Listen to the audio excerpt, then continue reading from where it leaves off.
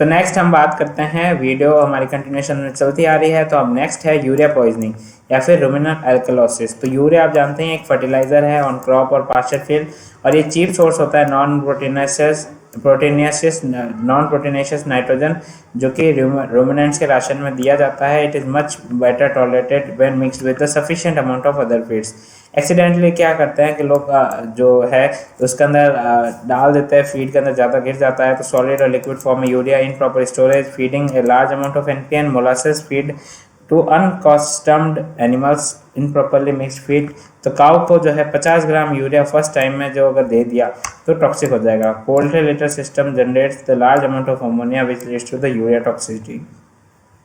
फिर टॉक्सिकोडायनामिक्स की बात करें तो यूरिया कन्वर्ट होता है अमोनिया में, ठीक है। अमोनिया जो है वो एक्शन बाय यूरियस से अमोनिया में कन्वर्ट हो गया, और जो अमोनिया है वो रूमिनल पीएच के अंदर जो है रूमिनल पीएच को इंक्रीज करता है, और उसकी वजह से रूमिन की एल्कलोसिस हो जाता है।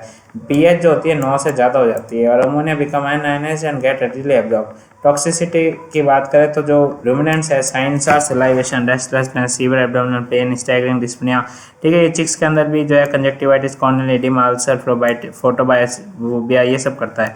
इसके अंदर जो है स्मेल ऑफ अमोनिया आती है जब अपन रूमन ओपन करते हैं, लंग्स वगैरह में एडिमा हो जाता है, कंजेशन हो जाता है। पीएम लेजिन से आप देख सकते हो इसके अंदर, ठीक है। और जो एसिड जो है एसिडिक 5% सिरका जो होता है ना, सिरका 5% एसिटिक एसिड या विनेगर 2 से 3 लीटर पर 100 kg बॉडी वेट के अकॉर्डिंग जो है आपको उसको अंदर ठंडे पानी में डाइल्यूट करके उसे पिलाना है, ठीक है। स्टमक के ट्यूब के थ्रू भी दे सकते हो। सिम्टोमेटिक ट्रीटमेंट है purgative रूमिनोटॉमी, रूमिनल लेवाज, ivy glucose drip.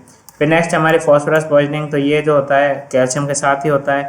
Growth और मेंटेनेंस ऑफ बोन के लिए बहुत ज़रूरत है, ठीक है। डीएनए और आरएनए में भी काफ़ी यूज़ होता है। एटीपी पूरा इसी से बनता है। तो येलो और वाइट फॉस्फोरस ज़्यादातर टॉक्सिक होते हैं बजाय के रेड फॉस्फोरस। रेड वाला टॉक्सिक नहीं होता, येलो और वाइट वाला टॉक्सिक है। सोर्सेस की बात करें तो फॉस्फेट फर्टिलाइजर का एक्सीडेंटल इंजेक्शन हो गया, एनवायरमेंटल कंटेमिनेशन हो गया, factories manufacturing fireworks, gun powder, ठीक है, smoke bombs, mastics, use of phosphorus in the hand grenades, ठीक है, हैंड ग्रेनेड्स में फॉस्फोरस का यूज होना, eating of rats diet due to the phosphate containing rodenticides.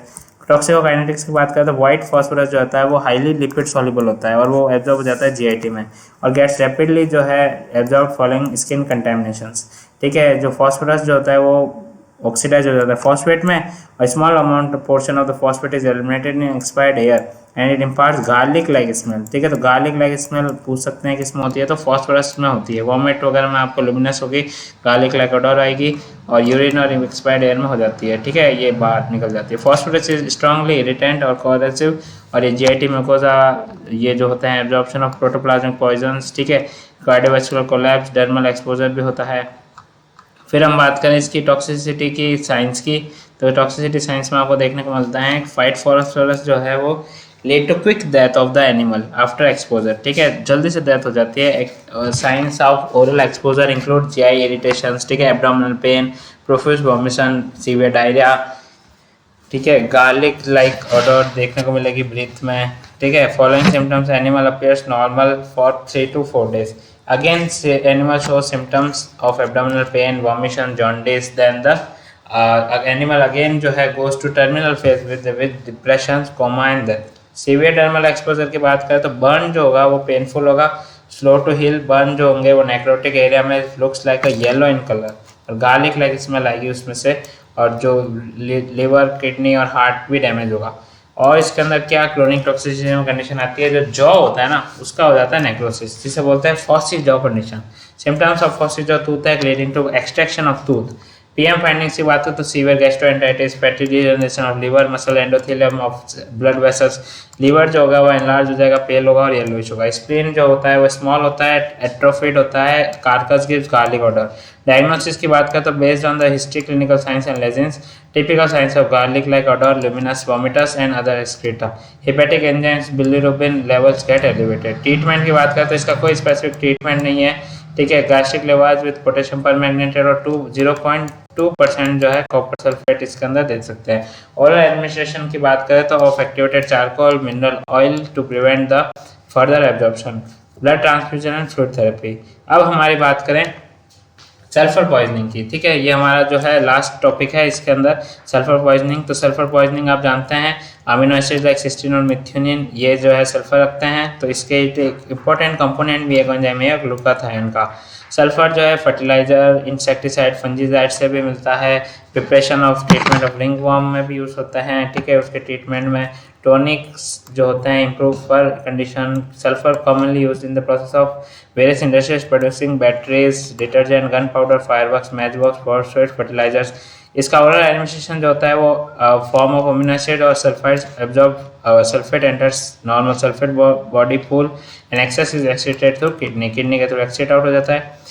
Following inhalation, sulfur has local effect on the gut membrane causing laxative effect और irritation होता है GI mucosa में, abdominal pain होता है। Sulphur एक antagonist की तरह काम करता है कॉपर, पोटेशियम और कैल्शियम का, और इसका एंटागोनिज्म होता है एसेंशियल मेटल्स वगैरह का। GIT की बात करें तो ये अफेक्ट करता है express in the form of abdominal pain, diarrhoea और एनोरेक्सिया। रूमिनेंट्स की बात करें तो टिम्पनी विथ और विदाउट रेक्टल स्पाज्म। ठीक है, रूमिनेंट्स में टिम्पनी होगी बिना और with rectum spasm, ruminal hypotony, staggering gait, difficulty in getting up are observe. Neurological signs में बात करें तो ruminants include dullness, ataxia, mydriasis, abnormal behaviour, tremors, convulsions. और इसके अंदर जो है एडिशनल साइन देखने को मिलेंगे इंक्लूड स्वेटिंग और jaundice. Inhalation of sulphur dust causing irritation of eyes, nose, throat and lungs. और लॉन्ग टर्म एक्सपोजर होगा cause respiratory problem and inflammation of eyes. PM findings आपको वही दिखेंगे डाइजेस्टिव ट्रैक वगैरह में। और डायग्नोसिस की बात करें तो इसकी क्लिनिकल साइंस की बात करते हैं, smell of hydrogen sulphide, rotten like egg smell आएगी, opening on rumen, provide clue. No specific treatment, आपको सिंपल सपोर्टिव और सिम्टोमेटिक ट्रीटमेंट करना है। सो इसी के साथ हमने नॉन मेटल की पॉइजनिंग भी खत्म कर लिया है। अगर आपको ये वीडियो पसंद आए तो लाइक कमेंट सब्सक्राइब जरूर करें इस चैनल को। Thank you so much watching this video, thank you so much.